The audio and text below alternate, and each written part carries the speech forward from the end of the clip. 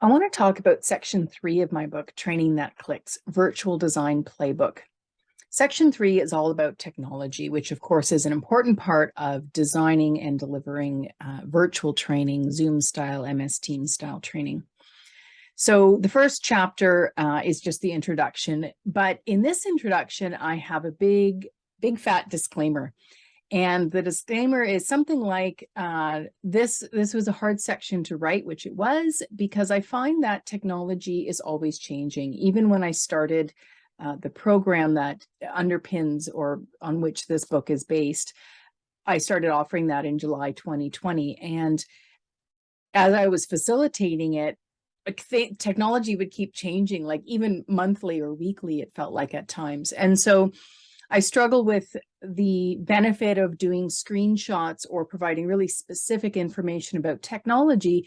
And at the time, it's really helpful, but it so quickly becomes out of dated. And I pull out books and they have screenshots of Adobe Connect or MS Teams or WebEx or something, and it just looks dated right away. And I didn't want to do that with this book. So instead, what I did is I focused on kind of more conceptual or broad brushstroke concepts and ideas to apply, but I didn't want to make it too abstract and theoretical. So then I also tried to put lots of tips, concrete tips and tricks and ideas and stuff into this section. So that's really what the introduction talks about and explains for this section. After that, we get into 3 different chapters and 3 different ways that I look at technology. The first is the platform technology. So the platform itself, what does it provide? So the first piece there is if you're choosing a platform or if you're learning a new platform, think of the different mechanics of how it works, I suppose. And many of us and many of you probably have already landed on the program that you're going to be using, whether it's Teams or Zoom or WebEx or Adobe Connect or any of the other many out there. So it might feel a little bit like, I don't know if this section is really for me. And fair enough. But what I find is I prefer to work in Zoom, but then I have clients who prefer me to work in Teams and some even in Google Meets. So if you're having to learn a new platform for delivery, then this section might help specifically. So things like, what are the mechanics of sharing content? What are the nuances I need to know about hosts and participants, all the users? So an example there is MS Teams is really specific or restrictive about who can set up the breakout meetings, the breakout groups.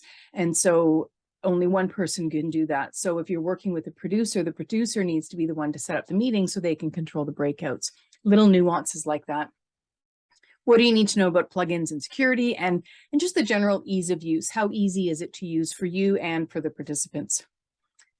Also with platform technology, there's features and there's common features across most of the platforms at this point. I guess the message there is to use the full suite of what's available, but use it appropriately. So just because you can use chat and poll and reactions and whiteboard and annotate doesn't mean you should use it all. Be aware of it all and then be selective about which is the technology that's going to support the learning that I want. And then the last one there in that chapter is on networking platforms. So I looked at a couple. The one that I liked most is called WonderMe, and it's kind of a virtual meeting space like Teams or Zoom, but it's a little bit more casual. So that's why I'm calling it a networking platform. So there's a little piece there just to pique your interest if you're wanting to look for something a little bit less formal. So that's the first area of technology. The second area is, what are you using in the session, which you might think, well, that's the platform stuff. And it is, but sometimes even with all the additions that platforms are adding, it still can feel a little bit limiting. And so there I suggest go out and look for third-party stuff. So 2 areas where I look for is around collaborating and polling. So with collaborating, I think about virtual sticky notes. And in the in-person days when we had a flip chart up and we would have groups putting brainstorming and writing on a flip chart or moving sticky notes around, that's what whiteboards or virtual collaboration tools can provide. And then the other one is polling applications. And again, a lot of the platforms will have polling applications within them, but they're just limited to multiple choice or multiple response. And there are some out there that are great that allow you to have a picture and people put a pin on it, or Likert scales on a scale of 1 to 5, or happy faces, or open-ended questions. So yeah, lots more out there, and I encourage you to explore those. The third area within technology is between session technology. So thinking about your design and your course and how can you extend the learning beyond the time when you're meeting virtually. So if it's a one-time course, what can you do in advance and what can you do after to support that learning and really anchor the concepts?